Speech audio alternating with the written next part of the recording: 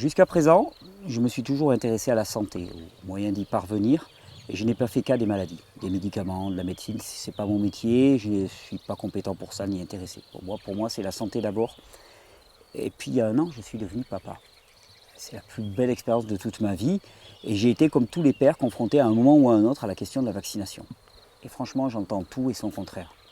Cela va du discours classique sur l'évidence, le caractère absolument incontournable et anodin des vaccins, jusqu'aux témoignages les plus inquiétants, et ce particulièrement dans mon entourage. J'ai des exemples auprès de moi.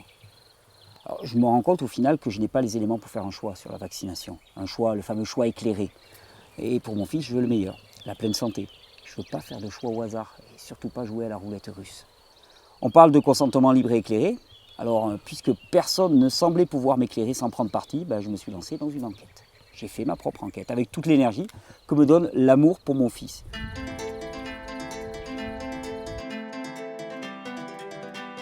Et je voulais enfin savoir ce qu'il en était de la vérité sur la vaccination. Mon opinion, finalement, n'a aucune importance, et mes choix non plus. Ce que je veux, c'est donner à chacun des informations claires, rationnelles et basées sur des faits scientifiques, afin de pouvoir faire un choix éclairé. Je ne suis pas anti-vaccin, je suis pro-science, pro-santé publique, pro-enfant heureux et en bonne santé. Et donc, je vais poser des questions et essayer d'y répondre.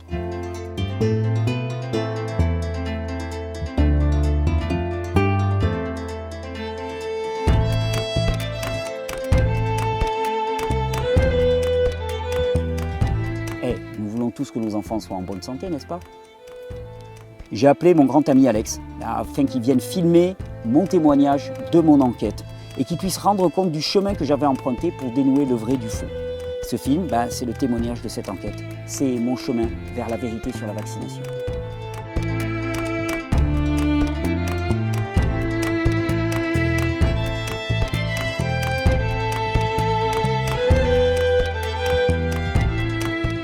Salut Alex. Hello. On se retrouve pour un nouvel épisode. Ouais. Toujours aussi motivé. Ouais. Toujours un peu aussi... plus tard que ce matin. Un peu plus tard que ce matin. Et puis pour les gens qui regardent cette vidéo un peu plus tard, quelques jours après, puisqu'on va mettre un petit peu de décalage pour laisser à tout le monde le temps de digérer, parce que c'est beaucoup d'informations, je le sais. Et vraiment l'idée derrière le fait de divulguer, de partager toutes ces informations, qui ne sont pas cachées, je tiens à le préciser, il n'y a rien de spectaculaire dans ce que j'avance. J'ai juste pris Internet et je suis allé voir les sites de référence, que ce soit en termes de recherche scientifique ou même le site du CDC aux États-Unis, le site de l'OMS, de la FDA, de Food and Drug Administration, le site de Vaccination Info Service en France. Donc vraiment, c'est des choses qui sont accessibles, sauf que j'y ai consacré du temps. Et l'idée vraiment, c'est d'apporter, de faciliter l'accès à ce type d'informations pour les personnes qui n'auraient pas le temps que moi j'ai pu y consacrer. Donc c'est vraiment un facilitateur. J'invite tout le monde à aller vérifier. Encore une fois, je vais te donner ton petit dossier de presse d'une certaine manière. Aller vérifier, puisque en dessous de la vidéo, il y a le lien vers le téléchargement gratuit de ces documents-là, qui sont tous mes documents de travail avec toutes les études, en anglais et en français, avec tous les liens actifs. Donc il suffit de cliquer dessus, les gens peuvent aller dessus, peuvent comparer, peuvent étudier, pour voir un petit peu d'où viennent mes preuves. Je te le donne. C'est tes petits devoirs. Aujourd'hui, on va parler, je dirais qu'on approche de la fin. On n'est pas à l'avant-dernier épisode, on est à l'avant-avant-dernier épisode. D'accord. Je voulais encore passer en revue 2 vaccins emblématiques, que sont le vaccin pour le papillomavirus et le vaccin pour l'hépatite B. On va parler aussi de syndrome du mort subite du nourrisson et des fameux vaccins hexavalents qui sont un peu la petite surprise de début 2018, tu vois, avec la nouvelle loi qui sort. Cette loi, elle légitime l'utilisation des vaccins hexavalents. Et on verra d'ailleurs dans l'autre épisode, j'ai fait toute une section dans mon enquête où je me suis posé la question, comment est-ce qu'on en est arrivé là? Comment est-ce qu'on est arrivé à des choix vaccinaux en France qui, par certains côtés, vont un peu à l'opposé de tous les autres choix vaccinaux des pays en Europe. On a une particularité. La plupart des pays en Europe vont contre l'obligation vaccinale et nous, en France, on a renforcé l'obligation vaccinale. Mais là, par contre, au niveau de l'Europe, je crois qu'il y a un truc qui est passé comme quoi toute l'Europe était obligée de vacciner. Absolument pas. Il y a quelques semaines, non ? Il n'y a que quelques pays du sud de l'Europe où l'obligation vaccinale est encore en place, c'est-à-dire l'Espagne, l'Italie et la France. Tous les pays du nord de l'Europe, il n'y a plus aucune obligation vaccinale. C'est-à-dire c'est recommandé, il y a de la motivation, mais ce n'est pas recommandé. Mais ça sera l'objet de la prochaine vidéo. Là, on va s'occuper de HPV, le papillomavirus, d'abord. D'accord. On est parti ? Ouais, c'est parti. Alors, le papillomavirus. 200 virus dans cette famille. Donc déjà, quand on dit le papillomavirus, il faudrait dire les papillomavirus. Il y a plus de 200 virus. Le papillomavirus, c'est assimilé à ce qu'on appelle une verrue génitale. Donc, considéré comme ça, ce n'est pas très très grave. Ouais. Par contre, il est dit que certains génotypes de papillomavirus, c'est-à-dire que certaines souches parmi ces 200, seraient responsables, qui se transmettent par contact cutané, quand on se touche, eh bien, elles infectent la peau, et d'autres seraient sexuellement transmissibles, et seraient responsables de 99% des cancers du col de l'utérus. Ça, j'ai pris ces informations chez Wikipédia. Et c'est ce que répètent en boucle les grands médias. Et alors là, on va avoir affaire, tu vas voir, c'est très intéressant, exactement comme le tour de passe-passe qui visait à dire vaccination égale élévation des anticorps, élévation des anticorps égale immunisation, donc vaccination égale immunisation. Là, on va avoir exactement la même chose. On va avoir papillomavirus égale cancer, donc éradication du papillomavirus égale éradication du cancer. Par contre, je vais te prouver que papillomavirus égale cancer, ça n'a jamais été prouvé. C'est complètement... que certaines souches de papillomavirus soient responsables de 99% des cancers du col de l'utérus, c'est du vent, il n'y a aucune preuve scientifique de ça. C'est une allégation. Et donc, on en a décidé, puisque certaines souches étaient responsables du cancer du col de l'utérus, alors moi je comprends le législateur, on te dit des souches de papillomavirus sont responsables du cancer du col de l'utérus, donc 99%, c'est un cancer qui est très handicapant, qui demande à enlever les trompes. Donc pour des jeunes filles particulièrement qui sont en âge de procréer, ça veut dire qu'elles n'auront plus d'enfants. Donc on va vacciner de manière à éviter ce problème. On est d'accord. Donc politique de vaccination des petites filles, alors dès l'âge de 9 ans. Là, moi, je tique un petit peu, tu vois. Si on considère que 9 ans, c'est l'âge des premières relations sexuelles, j'ai un peu de mal quand même. Là, je dis, la société, là, elle est en train de partir un peu en vrille. Mais bon, je trouve que c'est un peu tôt, à titre personnel. Tu vois, si c'est une maladie sexuellement transmissible, tu dirais 13, 15 ans. C'est pas que ça, non? C'est aussi... En tout cas, les souches qui sont responsables des cancers du col de l'utérus sont des souches qui sont sexuellement transmissibles. D'accord. Uniquement. Ok, d'accord. Alors, encore une fois, corrélation ne veut pas dire causalité. C'est pas parce qu'on a des cancers du col de l'utérus et qu'on a des papillomavirus que le papillomavirus cause le cancer du col de l'utérus. Et par exemple, je te cite quelques études, je t'en ai mis plein pour toi et je t'en cite quelques-unes moi que j'ai relevées. En s'appuyant sur les études existantes, on est forcé de conclure que, alors que les données expérimentales suggèrent un potentiel oncogénique, donc un potentiel cancérigène pour le HPV, le papillomavirus, les preuves épidémiologiques qu'il implique comme cause de néoplasie, donc de cancer du col de l'utérus, restent extrêmement limitées. Donc on est loin des 99%.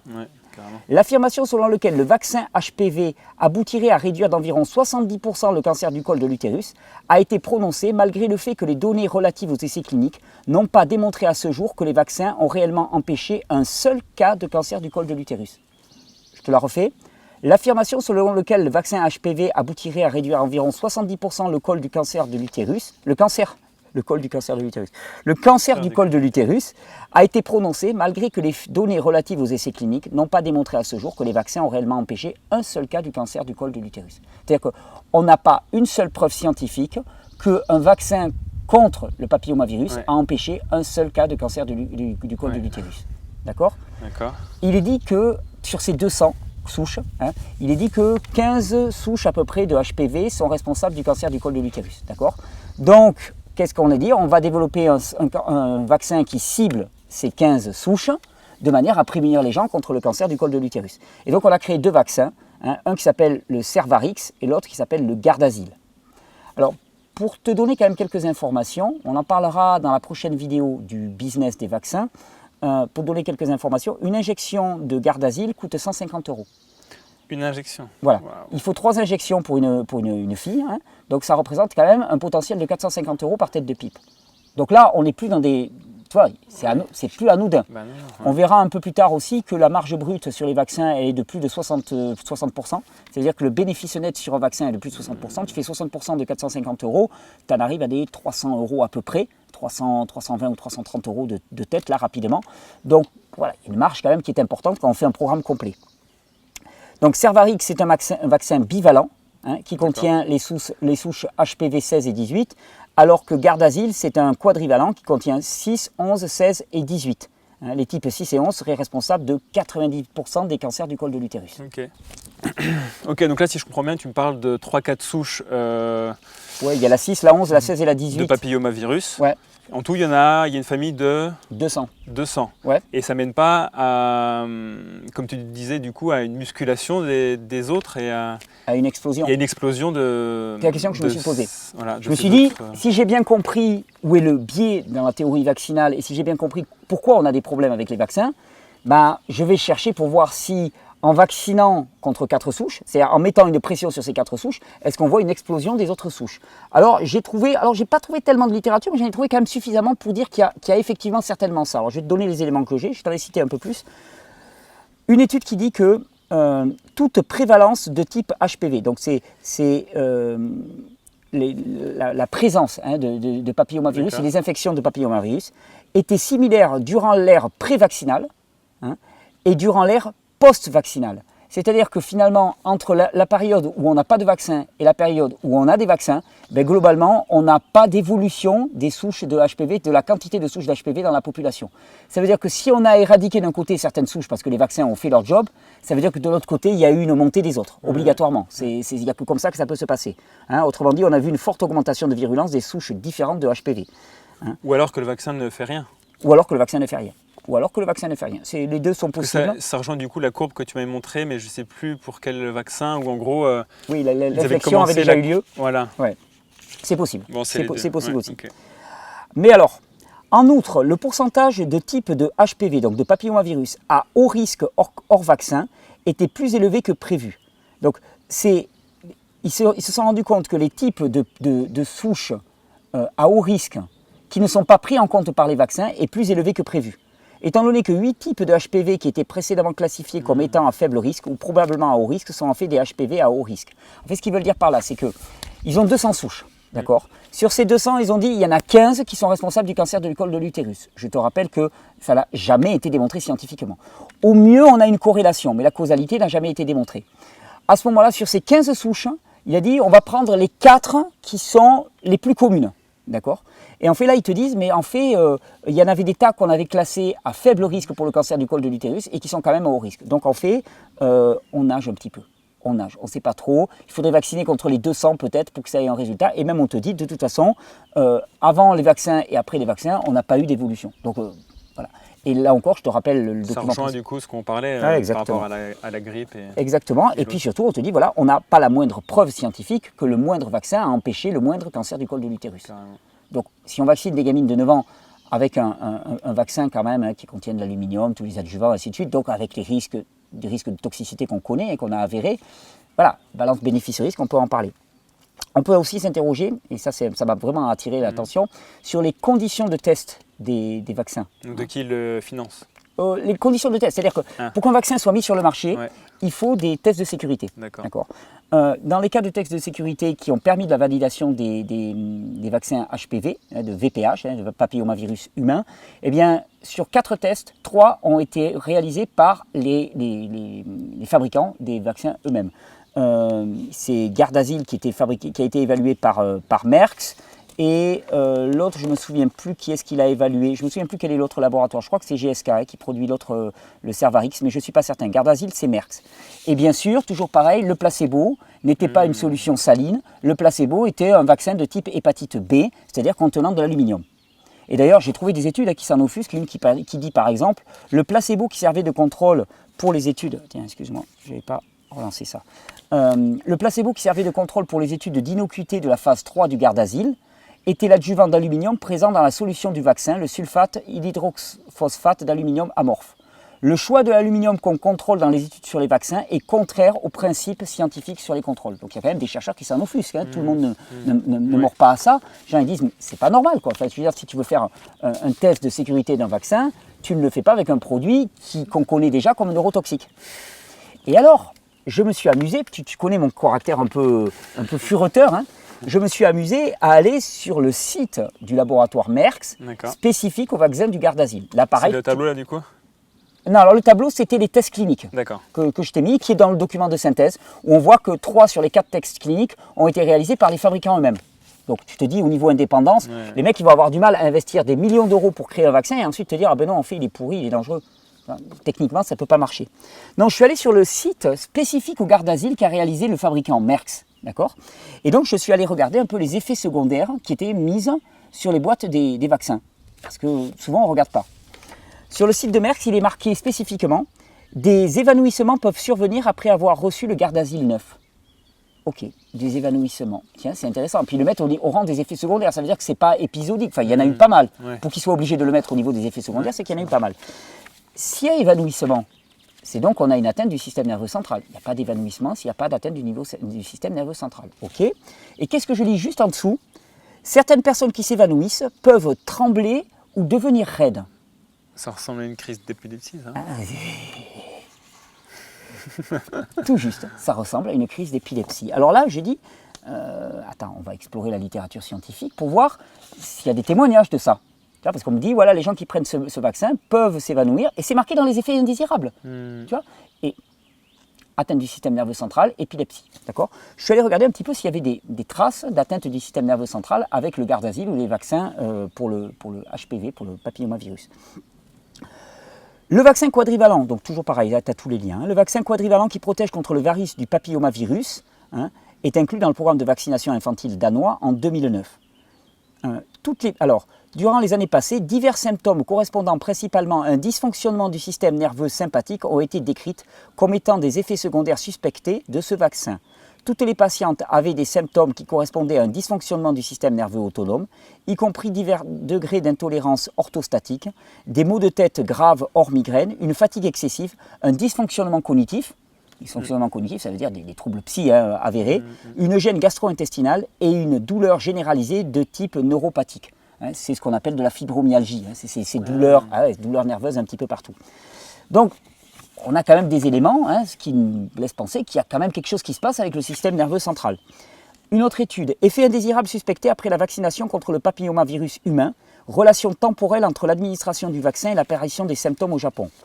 Il est suggéré que la vaccination contre le papillomavirus humain est liée à une haute prévalence des symptômes déjà cités, y compris le syndrome de douleur régionale chronique, ça c'est type fibromyalgie, et des dysfonctionnements végétatifs et cognitifs chez les patients vaccinés. Une haute prévalence, c'est-à-dire une haute prévalence et un haut risque de ça. Ce n'est pas épisodique. Au Japon, et d'ailleurs au Japon, ils ont supprimé la vaccination contre le HPV. Eh oui, parce qu'il y avait trop d'effets, il y avait eu un véritable scandale. Ils ne vaccinent plus avec ça. Alors c'est marrant, tu te dis donc au Japon c'est dangereux et en France ça l'est pas. Ça flatte vachement, tu vois, notre étude on dit ouais les Japonais c'est... On est plus forts nous aussi. Ouais, c'est clair. Franchement moi je suis plus fort. T'es plus fort que les Japonais. J'en suis sûr. Non, mais je me doute bien, on est plus fort, on est peut-être plus borné, ou plus corrompu, ou plus je sais pas quoi, enfin bon, j'en sais rien, mais... D'autres études. Le dysfonctionnement du système nerveux sympathique périphérique chez des adolescentes japonaises suite à l'administration du vaccin contre le papillomavirus humain. Encore une étude, je t'ai mis tout le descriptif. Alors, je me suis demandé, tiens, mais pourquoi est-ce que ça pourrait atteindre le système nerveux central? Quel pourrait être le mécanisme? Tu vois, ça c'est mon côté un peu chercheur. Je me suis dit, quel pourrait être le mécanisme? Et alors, je suis tombé rapidement sur des pistes qui me faisaient penser à ce qu'on appelle une attaque auto-immune. Et donc, je te cite une étude, par exemple, réactivité croisée potentielle entre la protéine du HPV-16 et les antigènes soudains associés à des décès.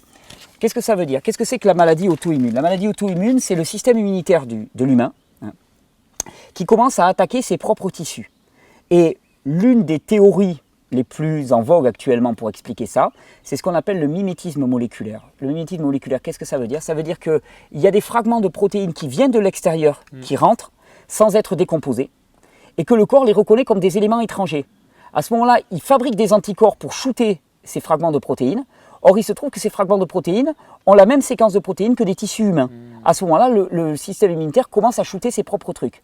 Et là, ce qu'ils disent, c'est qu'il y a dans le vaccin pour le HPV des séquences protéiques qui ressemblent à des séquences protéiques que l'on va trouver à l'intérieur du corps humain.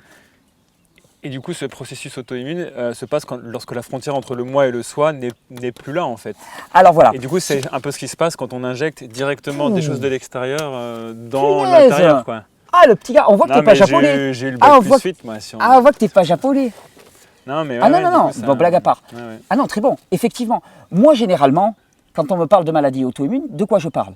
Je parle de perméabilité intestinale, c'est-à-dire de perméabilité de ce qui est la différence entre le moi et le non-moi. Et comment on peut l'expliquer de manière plus claire pour qu'on comprenne parce que généralement, pour moi, pour qu'il y ait attaque auto-immune, il faut que le système immunitaire du corps, qui est essentiellement mucosal, laisse passer à l'intérieur de l'organisme des fragments protéiques non décomposés, ce qu'il ne devrait pas faire. Donc chaque fois que quelqu'un me dit j'ai une maladie auto-immune, je lui dis ok, ça veut dire que le système de sélection ne fonctionne pas. Sauf que, effectivement, si tu injectes directement, le système de sélection, lui, ne fonctionne pas. Parce que le système mucosal, lui, il est bypassé, comme on dit. Hein, c'est-à-dire il est court-circuité, c'est le terme français. Il est court-circuité. Tu as parfaitement compris le truc. Donc on injecte des protéines non décomposées. Je te l'avais cité en début de la première vidéo dans laquelle je te parlais des allergies alimentaires aussi, en te disant on injecte des protéines complètes non digérées et le corps va développer des mécanismes allergiques. Le mécanisme auto-immune, ce n'est qu'une des facettes des autres mécanismes de type allergique. Hein, c'est-à-dire des protéines complètes, non digérées, qui rentrent dans le système et que le système ne sait pas traiter. Et donc, pour étayer ça, je t'ai mis pas mal de petites études. Je t'en cite une là pour le plaisir. Enfin, plaisir.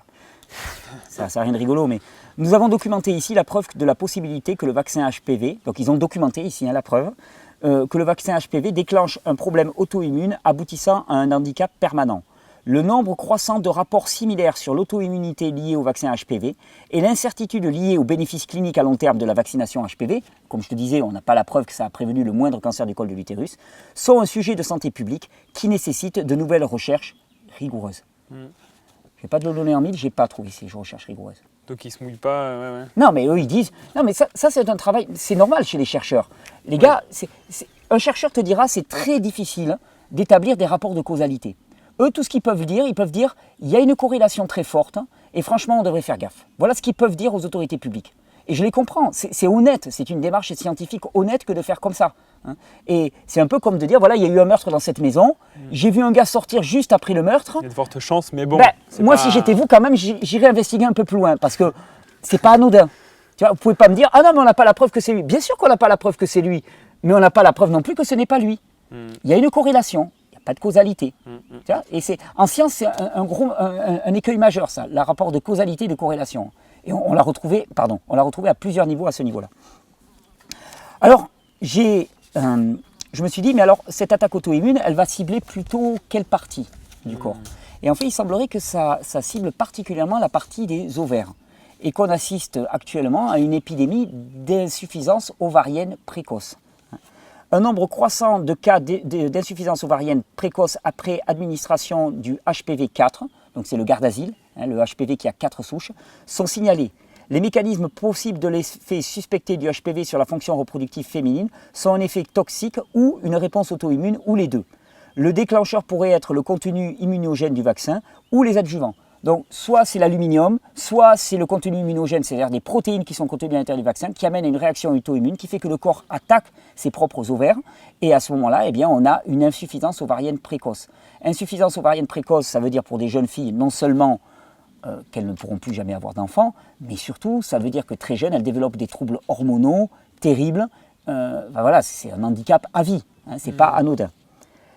D'ailleurs, cette étude, elle conclut les principes de l'autorisation éclairée de la santé de la population et de la confiance envers les vaccins nécessitent des études soigneuses, rigoureuses et indépendantes, chose qu'on a difficile actuellement, pour établir l'innocuité ovarienne du HPV. Donc, moi je dis, ouais, ok, c'est exactement ça.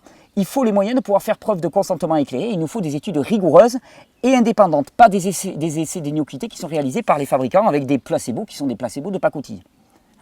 Et si on veut résumer, on a un papillomavirus humain qui cause de manière assurée des verrues génitales. Ça, on en est certain. Le reste, on ne sait pas. On n'a aucune preuve. On a une grosse campagne qui a été liée pour allier le HPV au cancer du col de l'utérus, mais elle ne s'appuie sur rien, absolument sur rien. C'est creux, c'est vide, il n'y a pas de justification scientifique. Donc on peut annoncer n'importe quoi. Moi je peux dire, ah mais le papillomavirus est responsable de l'enrichissement soudain des personnes qui contractent le papillomavirus. Vive le papillomavirus. Je peux annoncer ce que je veux. Ouais. L'important c'est, tu vois, mon opinion n'a aucune importance. L'important c'est la vérité.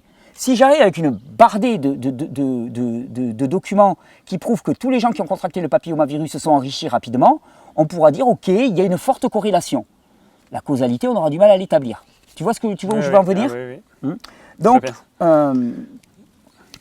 On a un vaccin qui a été évalué en le comparant à un placebo bourré d'aluminium.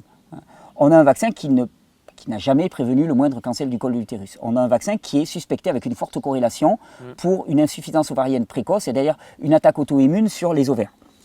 Il a été noté par le fabricant des effets indésirables qui sont des types crise d'épilepsie, donc avec atteinte du niveau du système nerveux central. Donc déjà, ça fait gros pour un seul et même vaccin. Mais c'est pas tout. Non. C'est pas tout, c'est surtout que, je vais te citer une phrase, alors pareil, il ne s'agit pas de cibler des personnes, et j'espère que les personnes que je peux citer là-dedans, si elles ont dit des énormités, auront la chance de pouvoir revenir sur leurs énormités et leurs erreurs. Tu vois ce que je veux dire? N'importe qui peut faire des erreurs et n'importe qui peut revenir sur ses erreurs. Je ne suis pas quelqu'un qui condamne les gens à vie.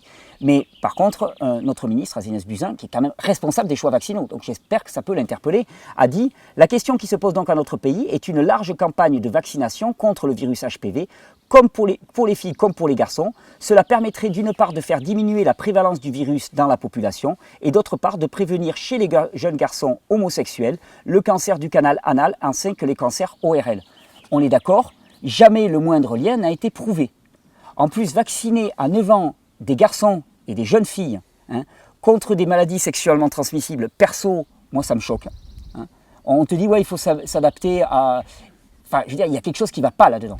Il y a quelque chose qui ne va pas du tout. Et ensuite, qu'est-ce qu'il faut savoir? C'est que pour ces vaccinations, ça veut dire frottis vaginal et toucher rectal. Chez des jeunes de 9 ans. Ouais, c'est un peu bizarre. Ah non, mais c'est... Moi, attends, c'est sérieux, on va s'arrêter là. Perso, moi, j'appelle pas ça bizarre, j'appelle ça pervers. Oui. Non, je veux dire, qu'est-ce que ça fait sur un gamin de cet âge, une telle intrusion dans sa sphère intime? Sans qu'on lui demande au final... Et même si c'est pour l'aspect médical. Oui. Je ne suis pas en train d'accuser les personnes qui vont le faire, c'est pas du tout ce que je veux dire. Ce que je dis qui est pervers, c'est pervers pour l'individu. Oui, bien sûr. Comment ça va être vécu par un enfant? Ça craint quand même. Et mais du coup, avant de venir te voir pour cette série de vidéos, je me suis renseigné, j'avais lu un article du Figaro sur les résultats de la vaccination en Australie. Ouais. Et qu'est-ce que tu dis, qu'est-ce que tu peux dire du coup par rapport à ça? Tu me fais plaisir là, tu me fais plaisir mon gars, tu me fais plaisir, là tu me tends une perche magnifique. Je l'ai vu cet article aussi. L'Australie sur le point d'éradiquer le cancer du col de l'utérus. Alors je vais te proposer un petit exercice qu'on appelle la lecture critique. Quelque chose qui manque cruellement à notre époque. La pensée critique, on a vraiment du mal avec ça. Alors déjà, ce n'est pas le cancer du col de l'utérus qui est en voie d'être éradiqué. Ce qu'a fait le Figaro, c'est un biais scientifique, un biais cognitif. Ils ont associé diminution du VPH avec disparition du cancer du col de l'utérus. Donc l'Australie n'est pas sur le point d'éradiquer le cancer du col de l'utérus. L'Australie est sur le point d'éradiquer certaines souches du papillomavirus qu'on a associées frauduleusement au cancer du col de l'utérus. Tu comprends où je veux en venir? C'est-à-dire que dans le titre, là, le journaliste qui n'y connaît rien, ou alors qui est un menteur patenté, et ça c'est pas de la diffamation, c'est les faits. L'Australie est sur le point... Qu'est-ce qui s'est passé en Australie? On a vacciné massivement contre certaines souches du papillomavirus, et ces souches-là sont en disparition. On n'a jamais prouvé que ces souches étaient à l'origine du cancer du col de l'utérus. Donc personne ne pourra prouver qu'en Australie, on est sur le point d'éradiquer le cancer du col de l'utérus. Mais, quid des autres sources de VPH? Eh bien, je te montre qu'elles ont augmenté. Je t'ai mis des études pour te prouver qu'elles avaient augmenté. Donc, ce qui est passé en Australie, c'est on a vacciné contre 4 souches de VPH, de papillomavirus, toutes les autres ont augmenté. On n'a aucun moyen de dire si ça va diminuer les cancers du col de l'utérus, parce qu'il faudrait au moins des études à 20 ans, chose que personne n'a fait et qu'on n'a jamais prouvé le moindre lien.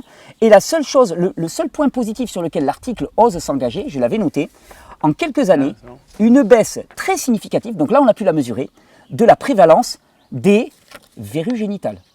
On prévient les verrues génitales. Et sérieusement, avec une poire à lavement et un petit peu de bicarbonate de soude, tu règles la question des verrues génitales en moins de 2. Donc tu vois, je veux dire, au niveau performance scientifique et technique, les mecs, ils ont développé un truc bourré d'aluminium et bourré de Triton X100 et de Gladiator W12, 14, 16, enfin, ou de non pas possible, juste pour éradiquer les verrues vaginales, quoi, génitales. Génitales, ouais. Ouais, génitales, c'est au niveau du vagin, enfin, tu vois, techniquement. Ouais. Je connais de l'anatomie féminine, quoi, tu vois, donc voilà. Mais du coup, ce qui m'avait surpris, on va dire, plus que tout dans cet article, c'était qu'il y avait... Enfin, j'ai pas le souvenir d'avoir vu des chiffres très, très scientifiques ou autres, tu vois, des... Ah non, ils ont rien. Ah mais non, mais puis ils ont rien, mais parce qu'il n'y a rien. C'est impossible de prouver qu'il y a une réduction des cancers du col de l'utérus. Parce que déjà, pour le prouver, il faudrait qu'ils fassent au moins des études sur 20 ans. Or, ce n'est pas le cas. Ils ont un recul de 2-3 ans. Donc, ils peuvent conclure par rapport au verrue génitale. Ils disent « Ah, on a moins de verrue génitale ». Bon, bravo les gars. Mais du coup, ce qui est un fait, c'est que le nombre de cancers a diminué. Non.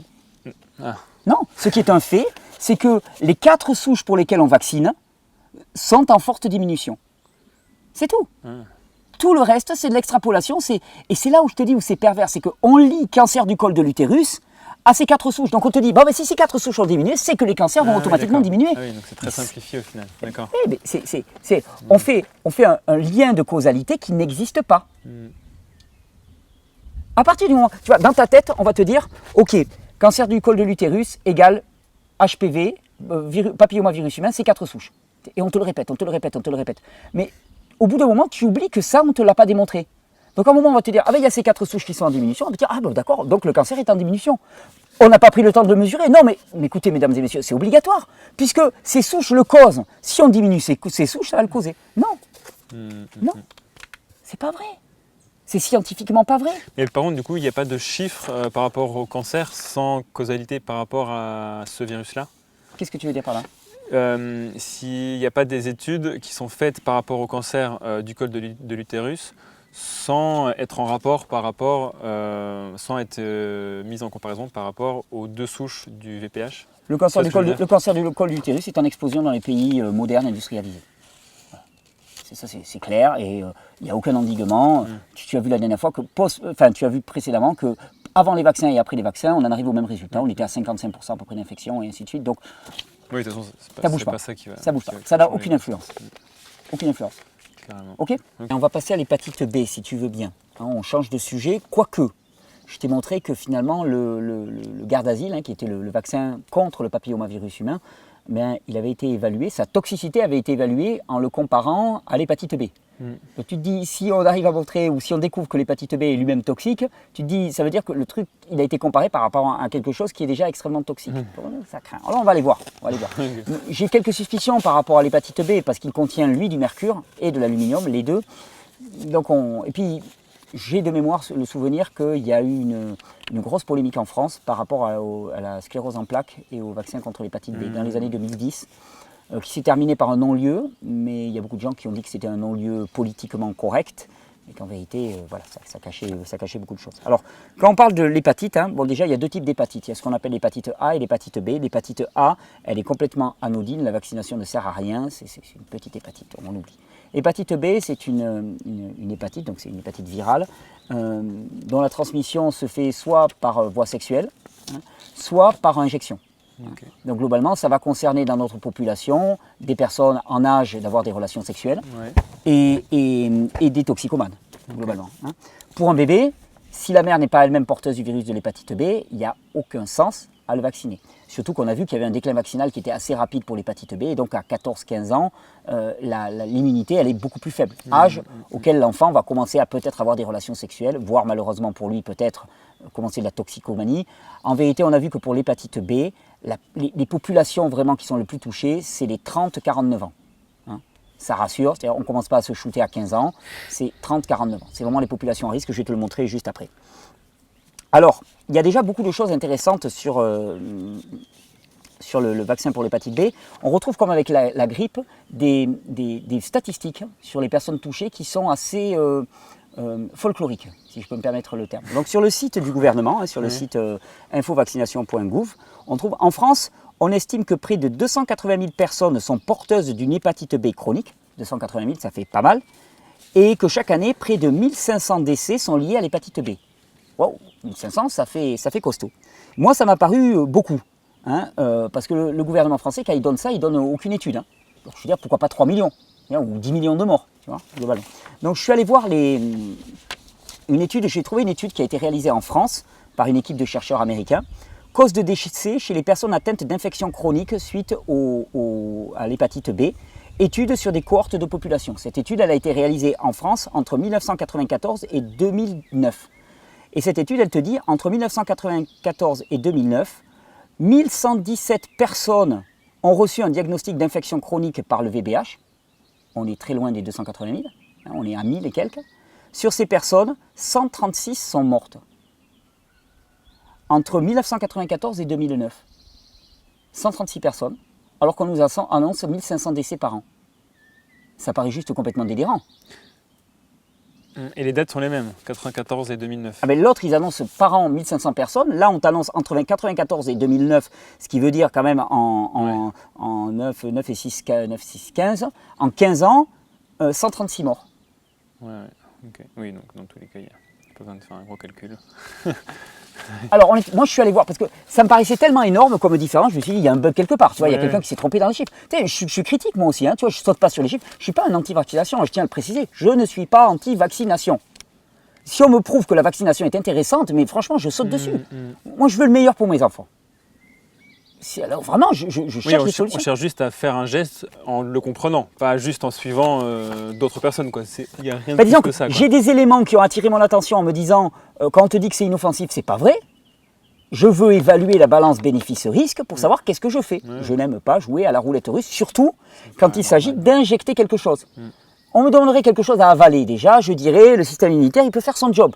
Mais là, quand on injecte, tu n'as plus le choix. Le système immunitaire, il est court-circuité. Donc, je veux savoir. Donc, je suis allé sur le site du CDC, Center for Disease Control, aux États-Unis. Alors, aux États-Unis, on annonce chaque année 1800 morts. Alors déjà, je dis, bon, alors déjà, en France, on en annonce 1500. Ils sont 3 à 4 fois plus nombreux aux États-Unis.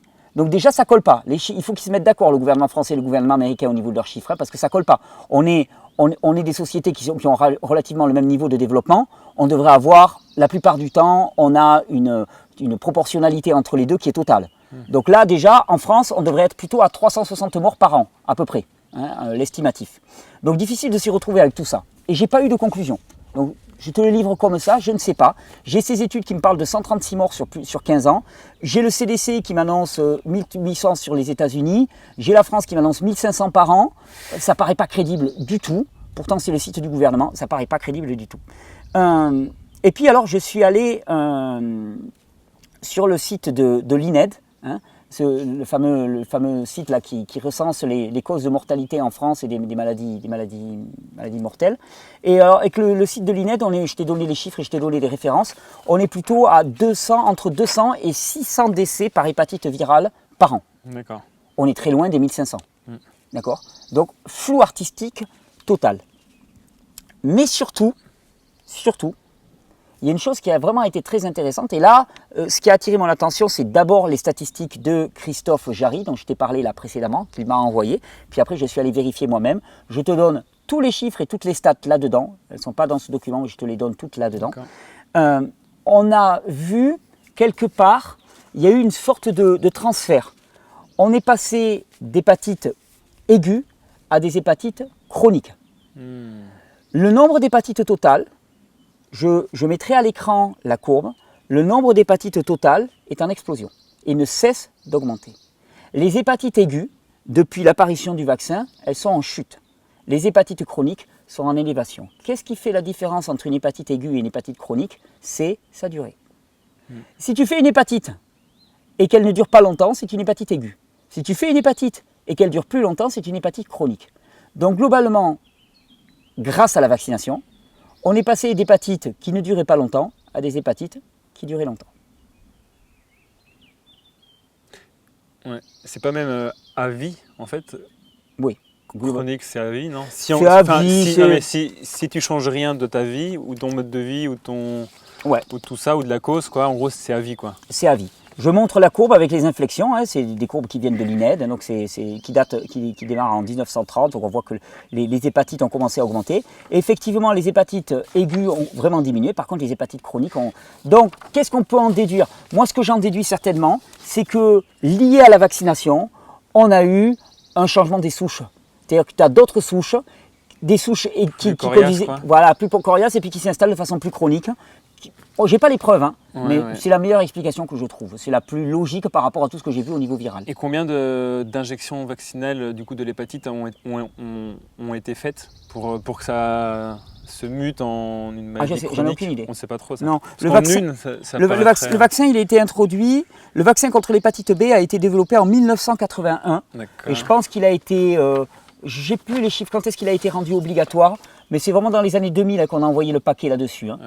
Et on voit que les hépatites chroniques, elles commencent à vraiment exploser à partir des années 1995-2000. D'accord. Donc c'est là où on a les deux courbes. Si tu veux, on a la courbe des hépatites aiguës qui croise la courbe des hépatites chroniques. D'un seul coup, il y en a une qui monte et il y a l'autre qui descend. Elles se disent bonjour là, mais elles prennent le relais, elles se passent la main.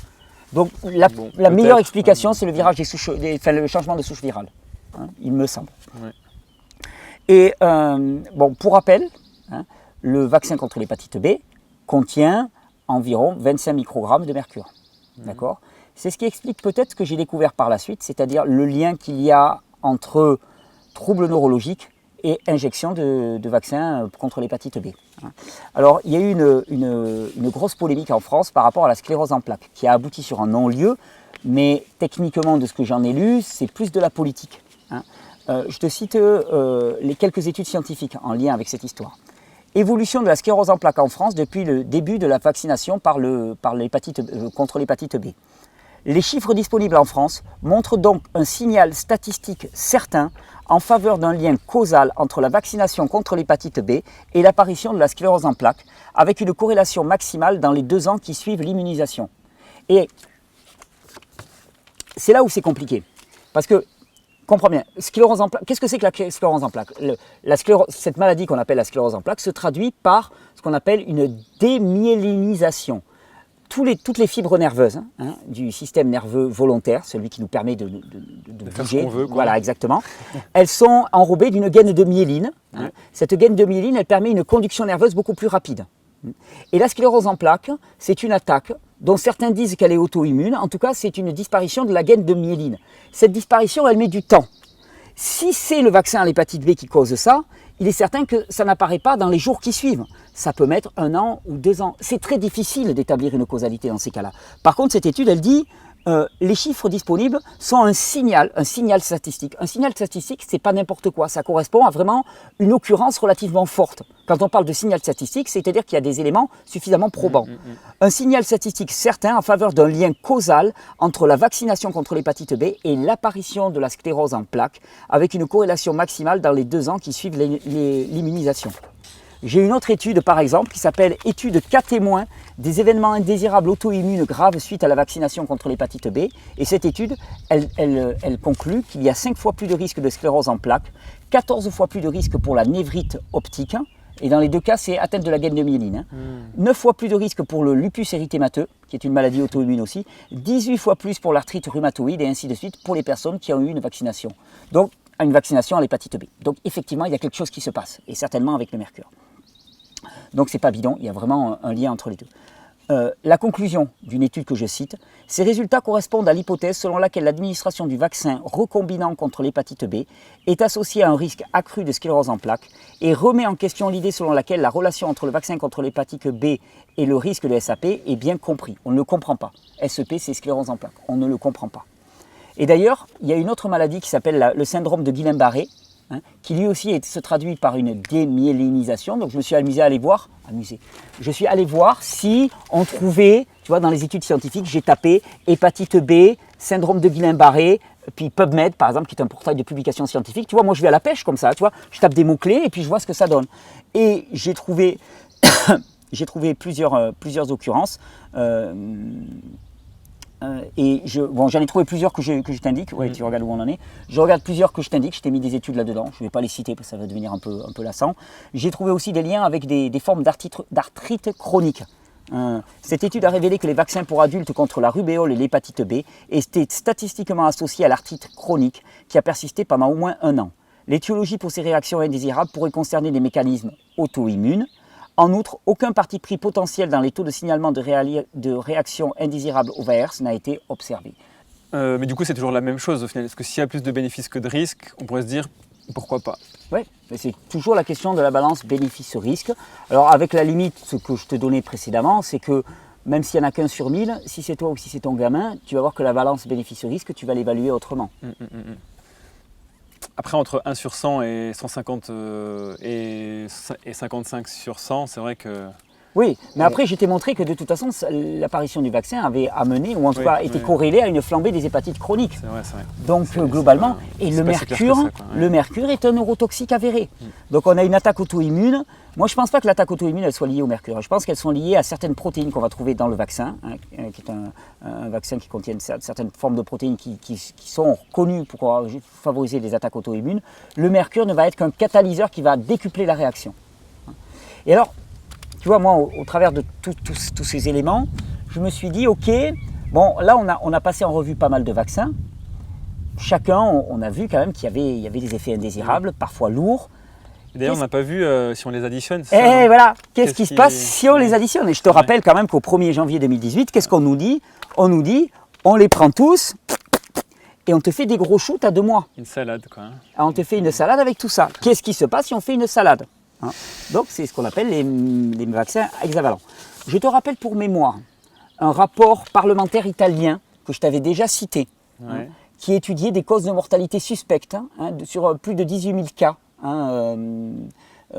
et qui a identifié un risque significatif de développer des cancers et des maladies auto-immunes après l'administration de vaccins combinés et multidoses, tels que recommandés dans le calendrier de prévention militaire. Rappelons que les vaccins qui sont recommandés dans le calendrier de vaccination militaire, c'est les mêmes que ceux qui sont donnés aux enfants. C'est les mêmes, il n'y a pas 2 types de vaccins, c'est les mêmes. Et quelles sont les conclusions de la commission? La commission n'a pas pu trouver une seule étude démontrant la sûreté des vaccins combinés. C'est-à-dire qu'on n'a aucune étude de sécurité. Je ne dirais même pas qu'ils tiennent la route parce qu'ils n'en ont trouvé aucune. À la limite, on aurait pu se dire on va en trouver une faite par le fabricant lui-même, tu vois, juste pour la forme, tu vois, pour sauver la face. Mais ils n'ont même pas pris ce soin là, les mecs. Ils n'ont même pas pris ce soin. Il n'y a rien. Moi non plus, j'ai trouvé rien. Je trouvais rien du tout. La commission a estimé que la quantité cumulée des différents composants des vaccins dépasse les quantités autorisées pour les autorisations de mise sur le marché des vaccins monovalents. La somme des adjuvants, conservateurs et contaminants biologiques n'a pas été testée. On ne sait pas où on va. En sachant toujours pareil que la dose fait le poison, ce n'est plus valable, qu'il y a des effets cumulatifs et des effets d'interaction pas possibles qu'on ne maîtrise absolument pas. Gilles-Éric Serralini l'a montré au niveau des pesticides comme le Roundup. Donc on est dans un domaine dans lequel on ne sait absolument pas où on va. Et on le rend obligatoire. C'est chaud quand même. C'est une prise de risque qui est maximale. C'est une prise de risque qui est maximale. Alors, moi, je m'inquiète un petit peu pour ces vaccins monovalents. Je te rappelle aussi, toujours pareil, cette phrase, je voudrais qu'elle soit quand même un leitmotiv, cette étude qui concluait, ces résultats démontrent une relation qui semble illogique. Les nations qui exigent davantage de doses vaccinales ont tendance à avoir des taux de mortalité infantile supérieurs. Tu vois, tu te mettrais cette phrase-là. Moi, je rêve que cette phrase-là, elle soit affichée sur le bureau du ministère de la Santé. Tu vois, à l'entrée du ministère de la Santé. Les mecs, quand ils passent tous les matins, ils voient ça pour se dire « Attends, mais avant d'autoriser un vaccin, mais on va prendre des précautions pas possibles. » Ça ne veut pas dire qu'il faut les interdire ou quoi. Il faut juste qu'il faut vraiment prendre des précautions. Il y a des suspicions, il y a des faits qui sont marquants. Les nations qui vaccinent le plus sont celles qui ont le plus haut taux de mortalité infantile.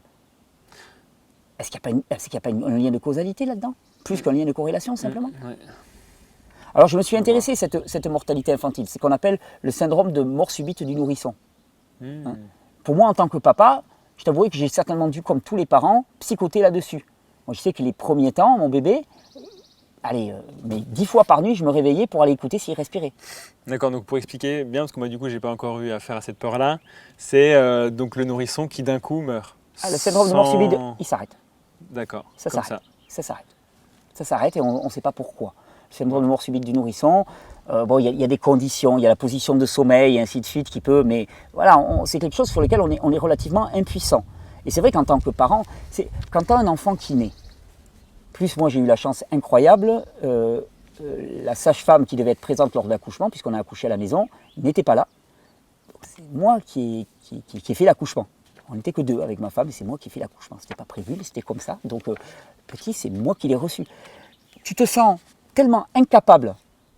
Tu vois, quand tu vois ça, tu te dis, mais en fait, c'est pas par mes propres compétences. La vie, c'est un truc, c'est juste. Tu sens qu'il y a une frontière. C'est pas quelque chose que tu peux réaliser par toi-même. Donc, tu te sens tellement désemparé face à ça. Et tu te dis, il y a tellement de variables, de paramètres en jeu. Donc, oui, tu sens la fragilité de la vie, la puissance, mais aussi la fragilité de la vie. Donc, oui, moi, quand mon bébé était jeune, quand mon petit était jeune, j'allais régulièrement écouter sa respiration pour être sûr qu'il dormait bien et qu'il n'était pas mort. Et Les nations qui exigent davantage de doses vaccinales ont tendance à avoir des taux de mortalité infantile supérieurs. Alors je suis allé regarder un petit peu quelques études à ce sujet-là. Décès soudain et inattendu après l'administration de vaccins hexavalents, diphtérie, tétanos, coqueluche, poliomyélite, hépatite B, Haemophilus influenza de type B. Y a-t-il un signal? Dans cette étude, on a une augmentation de 23 fois le risque de mort inexpliquée durant la vaccination administrée durant la seconde.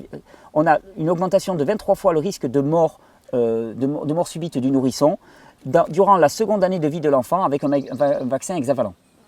Alors, je précise bien, pour être tout à fait honnête, ça reste peu de cas encore. Hein, dans l'étude, ça reste peu de cas. Sauf qu'on a quand même une augmentation de 23 fois. 23 fois, pas grand-chose, ça reste pas énormément, mais on a quand même un signal qui est fort, en sachant qu'on balbutie avec ces trucs-là. Autre chose, quand même beaucoup plus intéressant, cas inexpliqué de mort subite du nourrisson après administration du vaccin hexavalent. Tu te souviens l'interview de ce médecin légiste allemand que je t'avais passé durant la première, hein, dans lequel il disait on a vu un truc qui n'est pas normal. Il a contacté ses collègues, il parlait d'asphyxie, hein, des bébés qui sont asphyxiés. Et il dit ils n'ont pas été asphyxiés volontairement, il y a une asphyxie au niveau du cerveau. 6 cas de mort subite du nourrisson après l'administration du vaccin hexavalent. 5 enfants avaient reçu le vaccin Hexavac. Un enfant le vaccin Infranrix Hexa durant les 48 heures qui ont précédé la mort. Peu après la vaccination, 3 des enfants ont manifesté des symptômes comme la fatigue, le manque d'appétit, une fièvre atteignant 39 degrés et l'insomnie. Tous ces enfants sont morts sans explication 1 ou 2 jours après la vaccination. Tous ces enfants avaient un œdème cérébral extraordinaire qui les rendait exceptionnels par rapport aux autres cas de mort subite du nourrisson. J'ai vu un témoignage sur Internet qui m'a profondément bouleversé. Quand tu es parent, tes enfants, c'est tout pour toi. Enfin, en tout cas, moi, je peux en témoigner et tous les parents pourront en témoigner. Et une maman qui témoignait comme ça, elle avait des triplés. Elle avait accouché de triplés. Les 3 ont été vaccinés le même jour, à l'âge de 1 an et demi. Ouais. La nuit suivante, il y en a 2 qui sont morts de syndrome du morceau. Non, c'était pas à 1 an et demi, c'était à 3 mois pour l'hépatite B. Il y en a 2 qui sont morts de syndrome de mort subite du nourrisson. Au niveau statistique, c'est pas possible qu'il y en ait 2 en même temps. Et le 3e a eu un accident qui l'a conduit à l'hôpital durant cette nuit-là. Il est parti en réanimation et il s'est relevé avec des séquelles extrêmement graves. Et la mère, elle disait, on ne peut pas me dire que c'est le fruit du hasard. C'est pas possible. Sur 3 enfants, c'est juste pas possible. C'est vraiment terrible. Donc oui, je dis, il y a des suspicions, il y a des choses. Et donc, l'étude concluait, nous avons signalé ces 6 cas à l'intention directe comme étant un effet indésirable grave potentiel de la vaccination. Jusqu'à présent, il n'y a aucun moyen de prouver que des morts de nourrissons ont été causées par la vaccination par les vaccins hexavalents. Donc la relation entre les vaccins et la mort de ces enfants doit rester incertaine. Néanmoins, nous pensons qu'il est important d'informer les médecins et les pédiatres qui vaccinent et les parents concernant les complications mortelles possibles après application des vaccins hexavalents. On ne va pas du tout dans le sens d'une obligation de vaccination. Là, on va dans le sens d'une information. Ouais. Tu verras que lors de du prochain épisode, on va parler de comment est-ce qu'on en est arrivé en France à l'obligation. On arrive à l'obligation en France alors que tous les signaux nous disent au contraire, les gars, freinez. Les chercheurs ne disent pas arrêtez la vaccination. Ils disent attention, on a des signes qui sont inquiétants. On s'arrête, on réfléchit, on fait une pause et on prend le temps d'étudier ça. Mort subite du nourrisson suite à l'administration du vaccin hexavalent. Cette étude ne prouve pas la relation causale entre le vaccin hexavalent et la mort subite du nourrisson. Cependant, nous formulons l'hypothèse que des composants du vaccin pourraient avoir un rôle direct dans le déclenchement d'un effet létal chez les bébés vulnérables. Qu'est-ce que c'est qu'un bébé vulnérable? Tu vois, tout ça, ça demande à être déterminé. Comment est-ce qu'on détermine qu'un bébé est vulnérable? Parce que si on sait ce que c'est qu'un bébé vulnérable par rapport à ces vaccins, on va pouvoir dire tel bébé on le vaccine à 2 mois, tel bébé on ne le vaccine pas. On ne prend pas ce risque. On n'a aucun moyen. Nous, qu'est-ce qu'on fait? On appuie sur l'accélérateur. Moi, ça m'inquiète. Ça m'inquiète sérieusement. Le mien n'est pas né après le 1er janvier 2018. Donc on n'est pas touché. Il est né en 2017. Donc on n'est pas touché par cette obligation vaccinale. Je suis sur le coup de l'ancienne loi. Mais j'espère encore être papa. Je n'ai pas jeté l'éponge, j'ai 44 ans, j'ai encore de l'espoir. Qu'est-ce qui va se passer pour les nouveaux qui vont naître? Mais d'ailleurs, moi j'ai une question, parce qu'on parle d'obligation, mais la Constitution, elle permet autre chose, non? Enfin, elle dit en gros que qu'aucun médecin ni médecine ne peut en tout cas obliger quoi que ce soit dans la Constitution, non? Il n'y a pas un truc comme ça? Il y a une exemption pour les vaccins. Ah, d'accord. Il y a une exemption pour les vaccins. Pour les vaccins, tu n'as pas le choix. Au niveau de la loi française, alors c'est très intéressant quand même, parce que la loi française ne prévoit pas de peine actuellement pour les personnes qui choisiraient de ne pas vacciner. Par contre, la peine que tu encours, c'est l'exclusion. Ton enfant n'a pas le droit à aller... Non, pas de ton pays. L'enfant n'a pas le droit d'aller à la crèche, l'enfant n'a pas le droit d'aller à l'école. Ce qui d'ailleurs est très choquant. C'est-à-dire qu'on punit les enfants au lieu de punir les parents, parce que c'est les parents qui font un choix, c'est pas l'enfant. Et on prive l'enfant d'instruction. Alors les parents peuvent donner l'instruction, mais pour les familles, c'est quand même un choix radical. C'est que d'un seul coup, tu déscolarises tes enfants, tu t'occupes de l'instruction toi-même et tout. Enfin, autant te dire qu'il faut revoir toute ta vie.